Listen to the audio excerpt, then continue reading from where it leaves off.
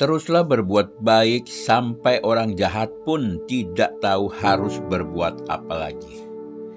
1 Petrus 2 ayat 15. Sebab inilah kehendak Allah, yaitu supaya dengan berbuat baik kamu membungkam kepicikan orang-orang yang bodoh. Kebaikan bukan kebodohan. Jangan berhenti menebar kebaikan hanya karena kamu tidak dihargai dan pernah dikecewakan dan dimanfaatkan. Galatia 6 ayat 9, janganlah kita jemu-jemu berbuat baik, karena apabila sudah datang waktunya, kita akan menuai jika kita tidak menjadi lemah. Kebaikan bukan kelemahan, tapi kekuatan. Baik kepada orang yang baik itu mudah, tapi tetap baik pada orang yang tidak baik itu kekuatan. Orang baik tidak akan pernah berubah hanya karena orang lain tidak mau memperlakukannya dengan baik. Sifat asli orang baru kelihatan kalau ia disakiti orang. Jadi, apabila orang-orang yang sudah terjun di dalam pelayanan, yang sudah mengerti tentang kebenaran, tapi sudah dikatakan orang bebal, dia masih saja berbuat sesuatu yang membuat orang menjadi kecewa. Salah satu contoh, dia sering menghakimi orang yang baru bertobat. Dia selalu menceritakan bahwa orang ini adalah orang yang tidak baik, keluarganya bla bla bla bla. Dia menceritakan dari A sampai Z. Kenapa saya melihat orang ini kenapa membenci sekali orang yang baru bertobat, orang yang baru melakukan perubahan. Ternyata orang-orang yang seperti inilah yang disebut orang-orang yang suka menghakimi. Orang Farisi yang dikatakan senior, tapi tidak menjadi teladan yang baik. Dengarkanlah apa yang menjadi tujuan hidup kita. Kalau kita sudah menjadi orang-orang yang percaya, jadilah menjadi teladan yang baik. 1 Petrus 3 ayat 17, sebab lebih baik menderita karena berbuat baik, jika hal itu dikehendaki Allah, daripada menderita karena berbuat jahat. Pernahkah Anda mengucapkan terima kasih kepada orang lain? Bagi sebagian orang mengucapkan kata tersebut tidaklah mudah. Sama halnya ketika ia meminta maaf. Barangkali ada semacam rasa gengsi dan malu.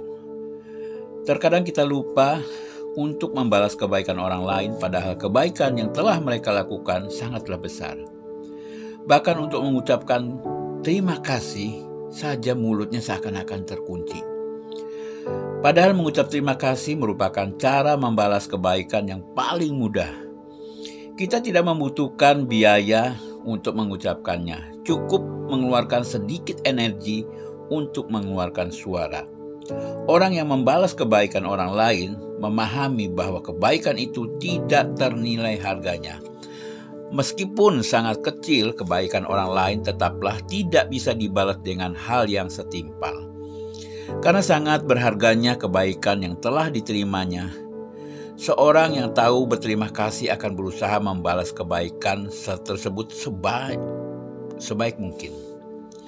Membalas kebaikan menunjukkan seseorang itu memiliki rasa empatik yang tinggi. Ia berusaha mengerti orang lain sehingga ketika orang lain berbuat baik kepadanya, ia akan berusaha membalasnya dengan yang lebih baik. Ketika kita belum bisa menjadi pribadi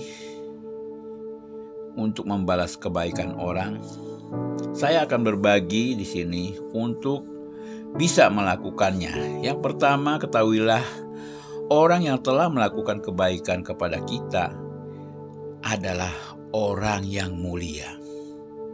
Kedua, melakukan kebaikan itu lebih sulit daripada melakukan kejelekan, maka hargailah orang yang telah berbuat baik kepada kita sekecil apapun itu. Ketiga, jangan pernah menilai orang lain berapa besar kebaikan yang telah diberikan, tetapi nilailah betapa tulusnya kebaikan itu. 4, janganlah anggap sepele kebaikan yang kecil, karena daripada kebaikan kecil itu kita bisa berbuat baik yang lebih besar. Membalas kebaikan orang lain sama artinya dengan kita menghargai diri sendiri. Mulailah dari sekarang kita untuk membiasakan diri mengucapkan kata terima kasih kepada orang yang telah melakukan kebaikan kepada kita. Ucapan tersebut begitu ringan dan syarat makna. Hal termudah yang bisa kita lakukan untuk membalas kebaikan yang tulus. Terima kasih, semoga bermanfaat sharing pada hari ini. Tuhan memberkati.